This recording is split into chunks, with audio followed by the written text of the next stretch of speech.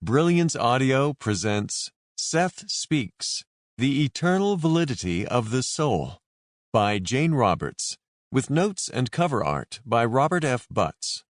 Performed by Braden Wright, Donna Pastel, and Mel Foster. Copyright 1972 by Jane Roberts. Copyright 1994 by Robert F. Butts. Copyright 2012 by Laurel Davies. Performance copyright 2018 by Brilliance Publishing, Inc., all rights reserved. Session 511, January 21st, 1970, 9:10 p.m., Wednesday. Now, I bid you, Joseph, a good evening. Good evening, Seth. Our friend Rupert does indeed have stage fright, and to some extent this is understandable, so I bear with him. However, let us begin with Chapter 1. Rupert may write an introduction if he likes. Jane smiled. Chapter 1. Now, you have heard of ghost hunters. I can quite literally be called a ghost writer, though I do not approve of the term ghost. It is true that I am usually not seen in physical terms. I do not like the word spirit either, and yet if your definition of that word implies the idea of a personality without a physical body, then I would have to agree that the description fits me. I address an unseen audience. However, I know that my readers exist, and therefore I shall ask each of them now to grant me the same privilege. I write this book through the auspices of a woman of whom I have become quite fond. To others it seems strange that I address her as Rupert and him, but the fact is that I have known her in other times and places by other names. She has been both a man and a woman, and the entire identity who has lived these separate lives can be designated by the name of Rupert.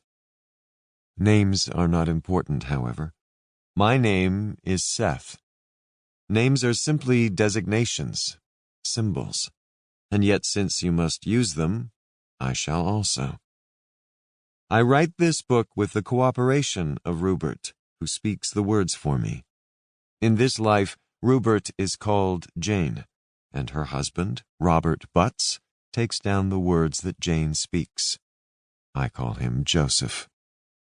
My readers may suppose that they are physical creatures bound within physical bodies, imprisoned within bone, flesh, and skin.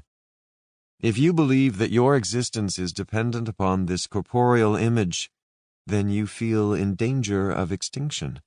For no physical form lasts, and no body, however beautiful in youth, retains the same vigor and enchantment in old age.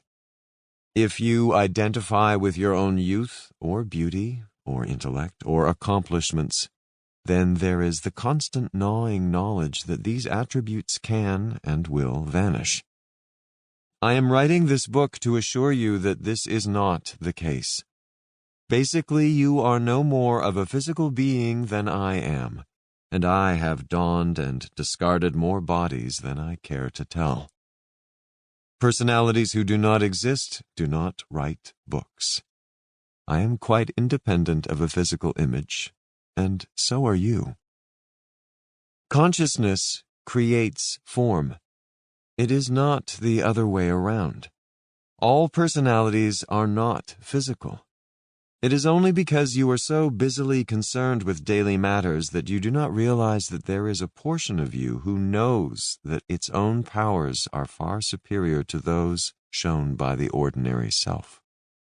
You have lived other existences, and that knowledge is within you, though you are not consciously aware of it. I hope that this book will serve to release the deeply intuitive self within each of my readers, and to bring to the foreground of consciousness whatever particular insights will serve you most.